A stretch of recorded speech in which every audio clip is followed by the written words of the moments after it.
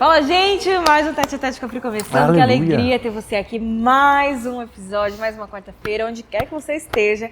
Quero dizer pra você que nós hoje estamos com o nosso episódio temático do mês. Mais um dia aqui, Pastor Diego Mates.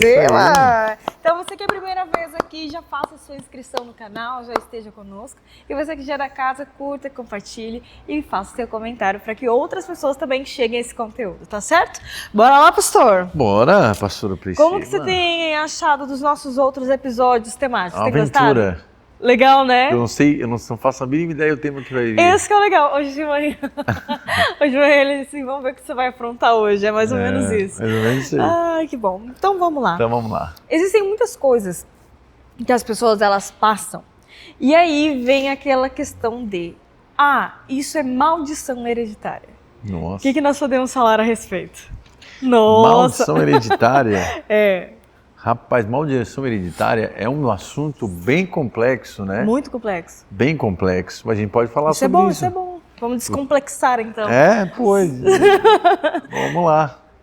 Quer que eu comece falando sobre um pouquinho sobre isso? Um pouquinho do conceito? Pode ser. Então, gente, a maldição hereditária é um termo que eu acho que vai surgindo no Brasil no ano 2000 para cá, ou de repente anos 90 para cá, e algumas comunidades, né, começam a trazer esse assunto. Porque, por exemplo, a Igreja Assembleia de Deus, pelo que eu vi, na Escola Bíblica Dominical, no campo da teologia, nunca se tinha esse tema, né? Maldição hereditária, como se uma maldição passasse do pai para filho. Não era enxergado com essa palavra, com esse estigma. Então, pelo que eu me lembro, começa a vir nos retiros, as comunidades começam a levantar essa questão, né? De que uma maldição entrou pela família do teu pai e tem alcançado a tua geração. Aí qual era a grande questão que divergia? Era, como que eu quebro essa maldição? Né? Pô, eu sou cristão e essa maldição ainda pode me atingir, né? Então, dentro desse contexto, claro que como esse tema é um tema complexo e é uma coisa que é séria, né? Então eu vou aqui tentar dar uma abordagem de como que eu entendo esse assunto, como que a visão ética cristã entende e compreende esse fundamento. Então aí começa a surgir. E a grande questão é, poxa, é claro que empiricamente, só você olhar, né? Poxa, o avô fumava, o pai fuma, o filho fuma. A mãe divorciou, a filha também divorciou e a filha da filha divorciou. Repetindo, né? Repetindo o padrão, ok? Então, esses fenômenos, é claro que eles acontecem. Então, a grande questão é como que a gente dá uma resposta cristã para isso. Então, vamos lá.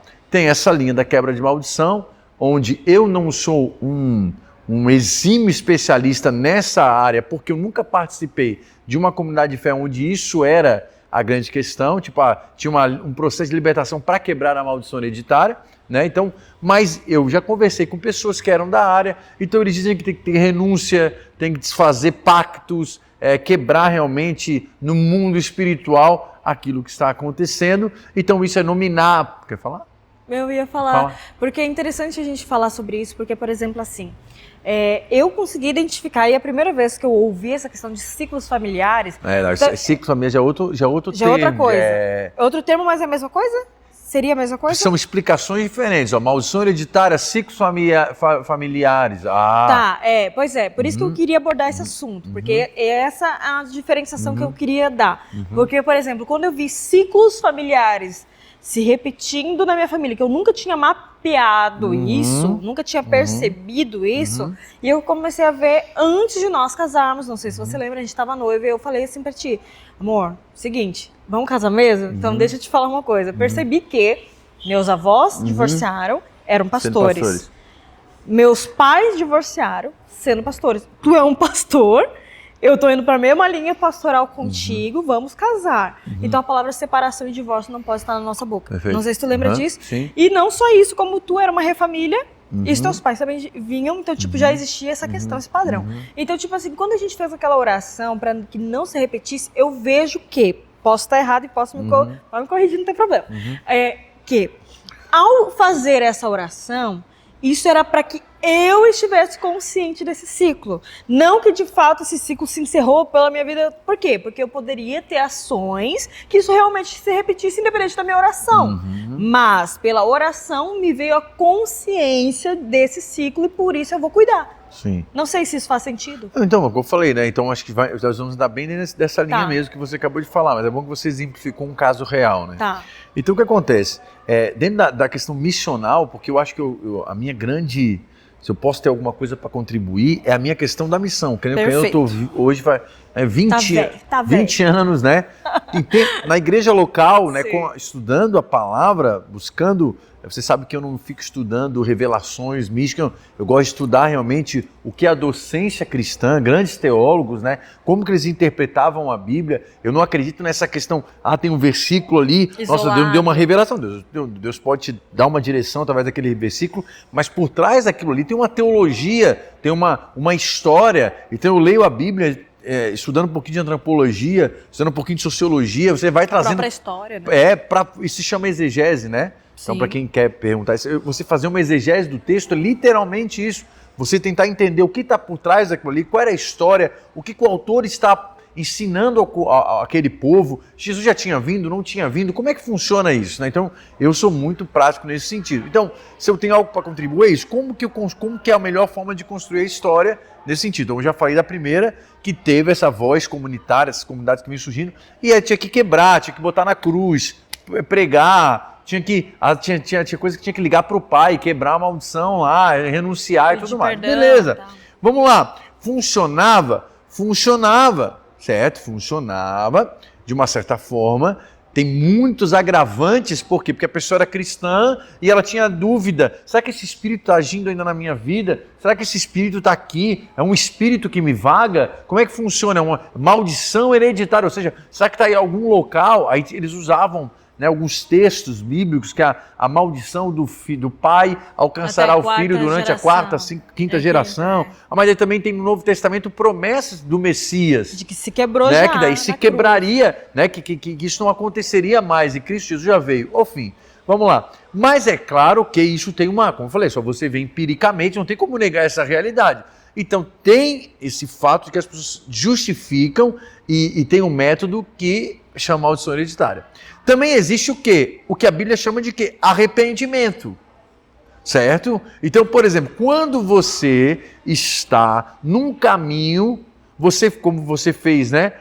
Poxa, eu fiz uma leitura onde é claro que você está dentro de uma cultura. Por exemplo, a tua avó já começou a beber da cultura do quê? O divórcio, né? Era possível, né? Então, você sabe que há 100 anos atrás, por exemplo, 90 anos atrás, muitas vezes, a mulher sofria o que sofria, ela não divorciava, porque ela não trabalhava, porque... Então, a cultura vai mudando. E quando a cultura vai mudando, vai oferecendo opções, ok? Depois vem a tua mãe, né? E depois, aí você está dentro dessa cultura. Isso não é espiritual, isso é cultural. A Bíblia não separa todas essas coisas. A Bíblia diz que aquilo, tanto que o apóstolo Paulo fala, nossa luta não é contra a carne e contra o sangue, mas principados e potestades. Tem uma grande discussão teológica que é, o que são esses principados e potestades? São literais? Ele está falando de Roma? Ele está falando dos impérios? Ele está falando da política? Ou ele está falando do mundo espiritual? Que existe lá anjos, Aí que eu falo, não tem como, é uma simbiose. O espiritual, ele tem que se materializar de alguma forma. Ele busca se materializar, que vai criando os grandes sistemas de opressão, por exemplo, escravatura, por exemplo, prostituição infantil. Não, isso é cultural. Meu irmão, isso é cultural e demoníaco. Ok? Então é claro que isso vai alcançando. Por exemplo, você vê, né, que antigamente tinha muita questão do bar e bêbado e quantas famílias eram despedaçadas, quantos pais chegavam bêbados e batiam nos filhos, certo? Não, isso é espiritual, é cultural. Não, os dois, é cultural e espiritual, entendeu? Então quando você faz essa leitura da cultura que veio familiar e quando você fala, mas eu não quero viver isso, né? Por mais que ninguém está livre, por mais como você mesmo falou do discernimento que você teve, você pode ter atitude totalmente contrária a isso, mas isso é o que eu acredito que a Bíblia chama de arrependimento. Então você veio para Cristo e quando você veio para Cristo, existe um dom chamado do Espírito Santo, discernimento.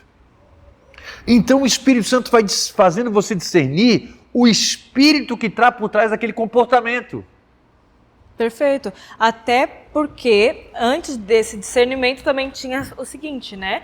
Eu estava nova nesse sentido de voltar para Cristo, né? Então eu estava querendo fazer tudo certinho também. Tinha essa questão de Você cuidar. foi para a luz. Você foi para a luz, então não quero mais trevas na minha vida. Tanto é que eu já estava dentro de uma faculdade, não sei se tu lembra. Sim. Então eu já estava estudando quando eu te conhecia, aquela coisa toda. E quando eu estava estudando, por mais que agora eu me encontrei após casar contigo, né? A questão do meu chamado pastoral junto contigo, Sim. porque às vezes só você poderia ter o chamado pastoral, claro. né? Mas eu me encontrei junto contigo ali. Então, quando eu fui enviada junto contigo para um lugar específico, a minha vontade na hora foi deixar a faculdade, porque eu pensei, não vou mais usar, porque eu me encontrei aqui. Claro. Ao mesmo tempo, por ver esses ciclos, a minha avó teve a oportunidade de estudar e parou. Não quis, tinha condições financeiras, meu bisavô era médico militar, aquela coisa toda, não quis.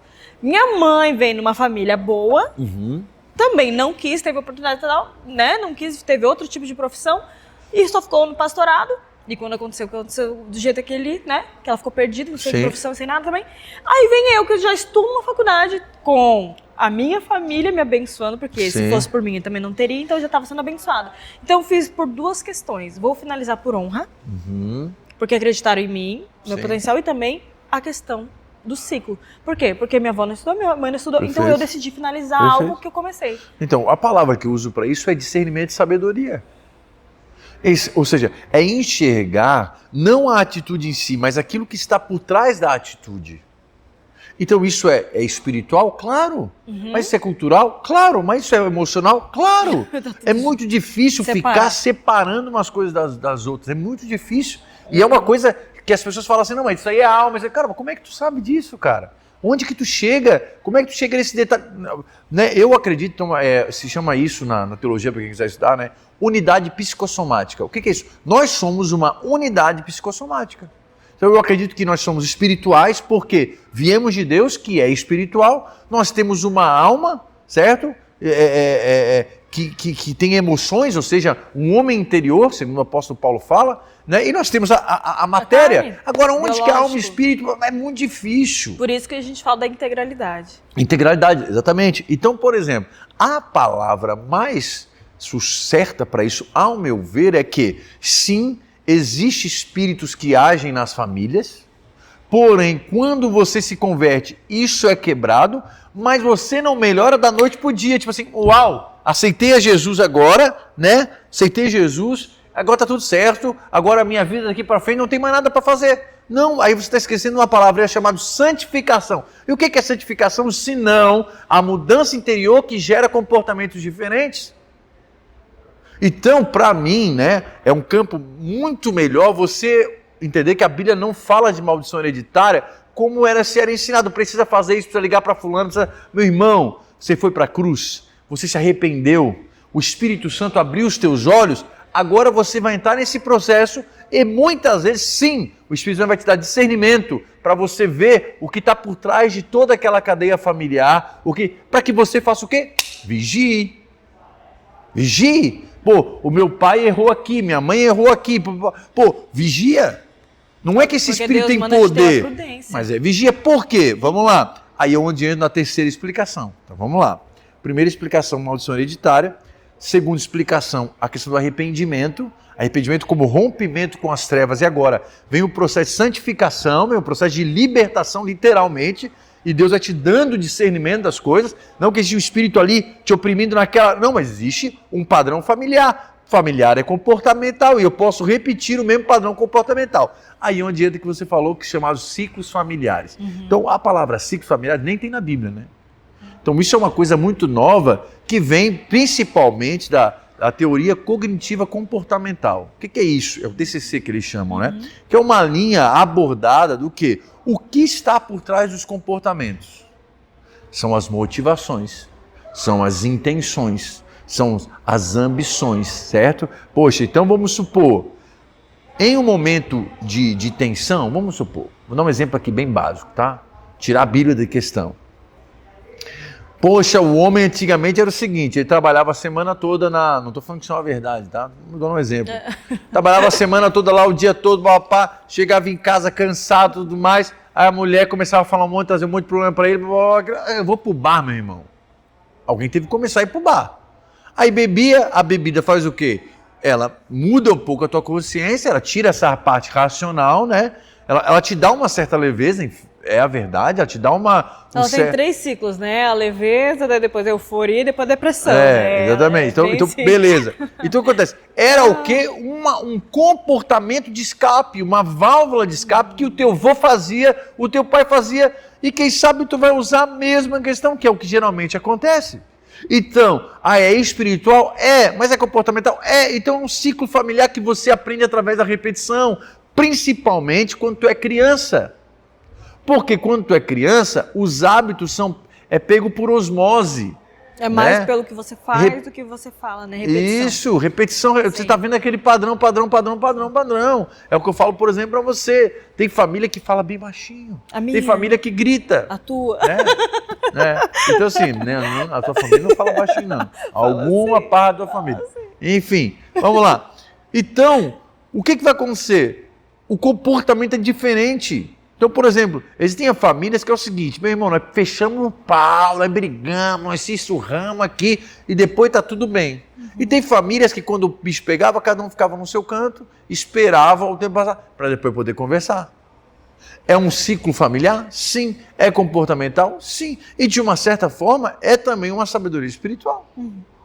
Então é nessa questão. Então, dentro da linha psicológica, terapêutica, né, que a gente ouve, vê, lê, eu tenho amigos que fazem isso, isso é chamado ciclos familiares. Olha para o teu ciclo familiar.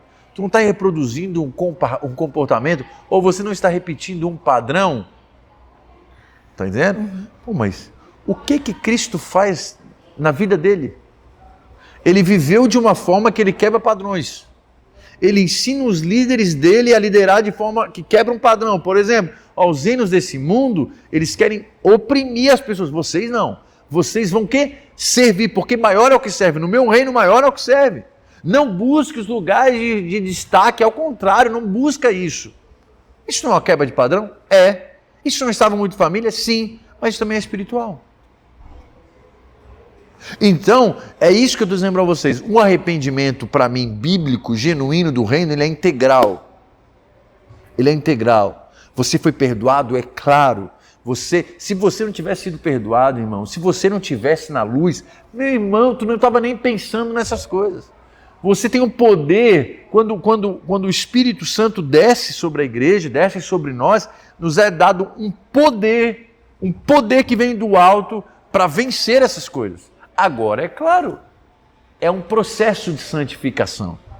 E eu vou falar uma coisa para você, eu acho que esse processo de santificação vai a vida toda.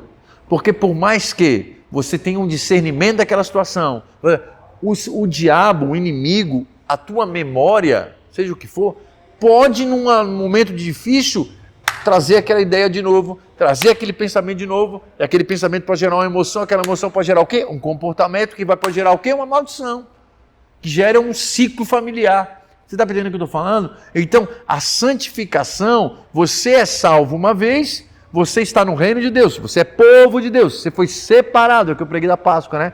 A Páscoa, você foi separado como povo de Deus. E agora você vai para o meio do deserto, agora você vai para o meio do caminho, e ali esse Deus que te guardou, esse Deus que te separou, é o Deus que vai te santificar.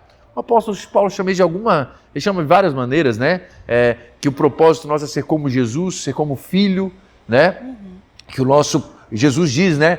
Que nós daremos frutos porque estamos ligados nele, na árvore que é ele, a videira. Então, assim, isso é fato, gente. Nós temos sim situações que aconteceram na nossa família, aconteceu, mas eu não acredito que existe ali um espírito específico. Não, existe uma coisa que você precisa entender como padrão, e é espiritual também, mas a cruz resolve. Quando você vai para o teu quarto e você se arrepende, você dobra o teu joelho, você pede perdão e você deixa na cruz e você busca então ajuda, né? Conselheiros, mentores, você se engaja para que quando aquilo possa vir de novo, você tenha suporte para que o Espírito Santo então te ajude, não só te dando discernimento, mas agora para você colocar isso em prática, Amém. né? Então você pode perguntar, pastor, mas vamos lá, né? Porque aí a pergunta mais difícil, né? Qual é a pergunta mais difícil dessa história toda que eu deixei por último? E o filho que não conheceu o pai e repete o mesmo padrão do pai? Legal Mas assim, essa pergunta. é? Eu ia falar isso. E Não é? eu ia falar duas coisas, na verdade. Isso e talvez, não sei se vai fugir muito do tema. Se for fugir, pode me cortar igual aquela vez.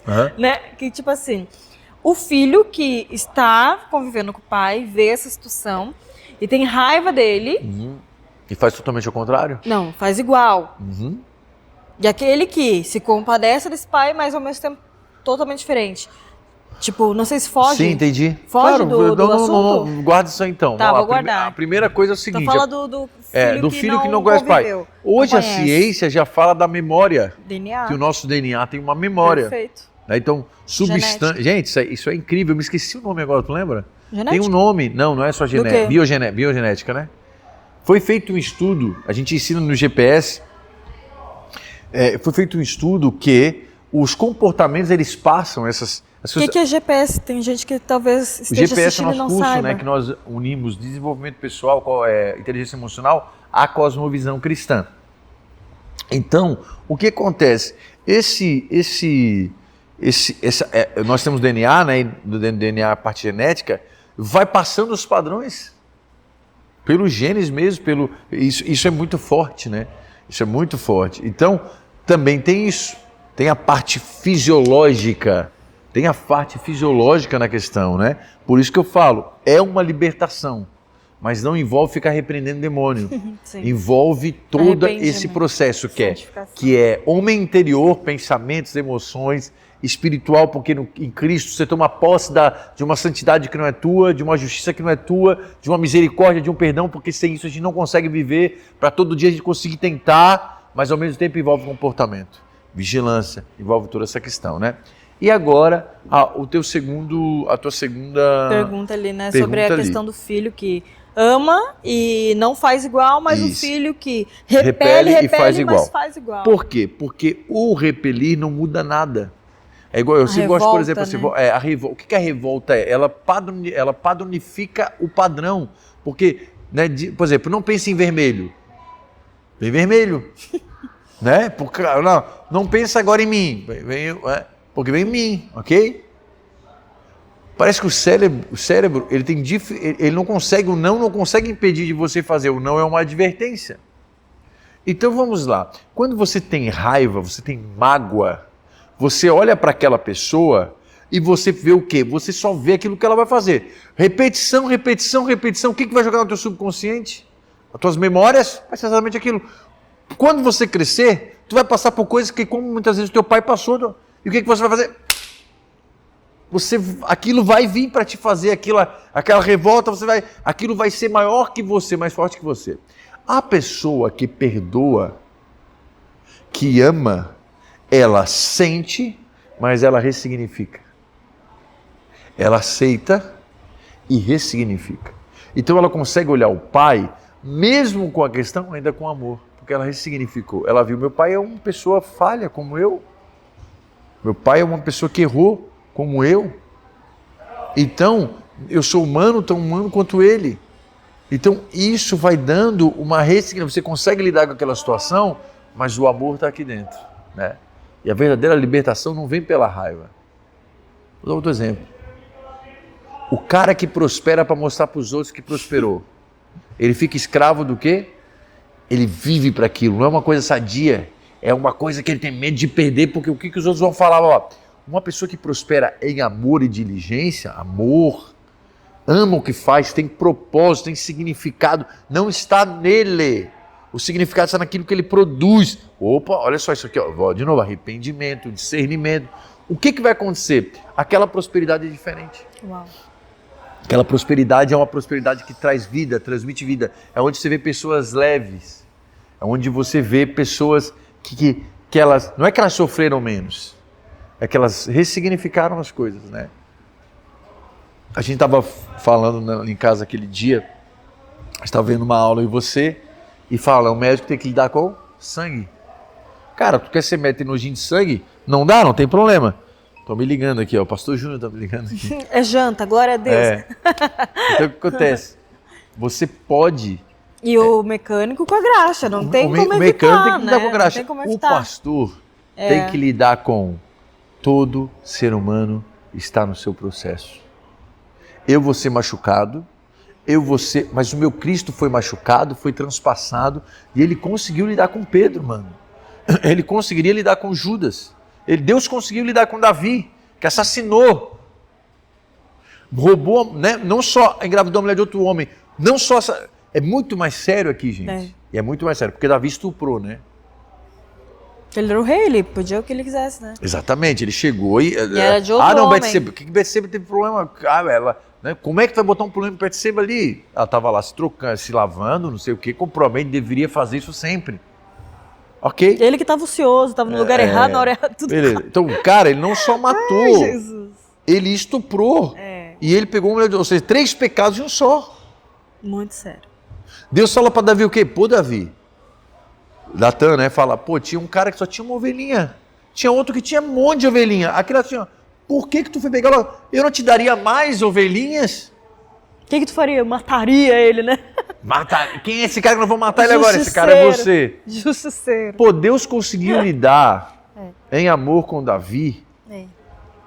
Jesus conseguiu lidar na cruz com aquele cara que estava transpassando ele. Pai, perdoa porque eles não sabem o que estão fazendo. Jesus soube lidar com a ignorância da humanidade, com a maldade, porque a maldade vem da ignorância. Você nem sabe o que você está fazendo, muitas vezes. Como é que nós não vamos lidar com isso? Não tem jeito de ser feliz, entendeu? É igual nós temos ali a Isadora. Pois vê claramente, se a gente não aceitar ela viver a fase que ela está, ela vai ficar, porque ela tinha que ser nada. A pessoa vai ser o quê? Nosso papel é educar, é formar, mas a pessoa vai fazer, ela vai fazer as escolhas dela. Exatamente. E quanto menos você ficar ali, tem que se aceitar, mais você consegue ser livre, ser feliz, aceitar a realidade. Dentro da aceitar aquilo que tu pode mudar, dentro daquilo que está ali, mais você fica completo, mais você aprende. E para a Amém? gente poder finalizar, então, a pessoa que, quem sabe, está hoje ouvindo pela primeira vez esse tema, ou quem sabe essa pessoa já identificou alguns ciclos, o que você diria para ela, para a gente poder, então, encerrar? Eu diria a linha que eu acredito, né? Então vamos lá, gente. Hoje, né, não somos nada. Nós estamos sempre tentando aprender e estudar da melhor forma possível, né? Eu primeiro falei, cara, não existe uma separação, existe uma integralidade. Eu buscaria cada vez mais integralidade. Por exemplo, gula é pecado. Sim. Gula é pecado, pô. Então você dominar o que você come é um fruto do Espírito. Ah, mas o que tem a ver? Tem tudo a ver. É espiritual, né? Você está comendo mais do que você precisa. Por que você está comendo mais do que precisa? Por que você está assim? Tem alguma coisa rodando a parada. Hoje, daí a pessoa diz, não, isso é disfunção, ansiedade, a Bíblia não sabe. A Bíblia não usa esses nomes, mas a Bíblia fala que gula é uma coisa que não é bom.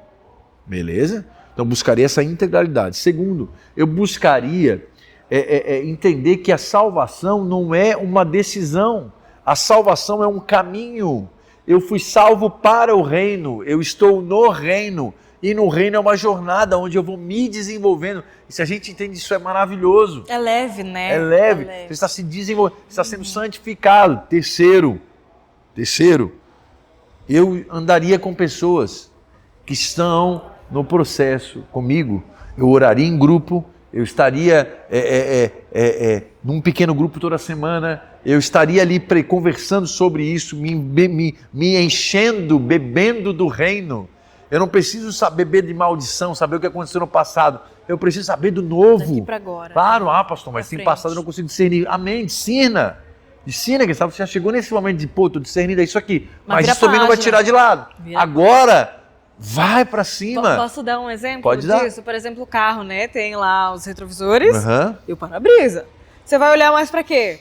Para-brisa, vamos olhar para frente. Aqui é para tomar cuidado, para poder ver, ter a prudência para não bater, mas vamos olhar para frente. É isso aí. Se você ficar olhando para cá, tu vai bater. É o que eu sempre brigo. Né? Jesus salvou do meu pecado. Claro, e glória a Deus por isso, mas Ele te salvou para algo. Sim. Você foi resgatado para algo. Não para dizer, eu sou resgatado. Não, meu irmão. Vamos supor, tem uma missão. Você estava numa enchente lá e o bombeiro te resgatou, te botou em terra. E aí? Vai ver sempre assim, obrigado bombeiro, tu me resgatou, obrigado. Não, tá bom, obrigado, mas agora o que o bombeiro espera de ti? Meu irmão, vai lá a casa, Vai lá, forma Continua família, a sua vida. trabalha, seja útil, manifeste uma nova realidade. É isso que o cristão é. O cristão é luz do mundo e sal da terra. Então você foi transformado, resgatado, mas não para você ficar pensando no teu passado, para você pensar, cara, quais são os frutos do reino? É alegria, é santidade, é pureza, é amor, é diligência, é buscar esse caminho de virtude. Amém. Amém. Topíssimo. Obrigada, Amém. meu amor. De nada. Obrigada a você que está assistindo até aqui. Gente, e vamos agora esperar qual é o próximo episódio temático Deus aí do do mês céu. que vem. Que Tá venha com mais. medo. Que Tá venha com medo. mais. Deixa aí nos comentários aquilo que você gostaria de ouvir sobre os nossos episódios temáticos, os próximos episódios. Deus abençoe você. E até. Tchau, tchau. Nosso Deus abençoe. próximo Tete a Tete.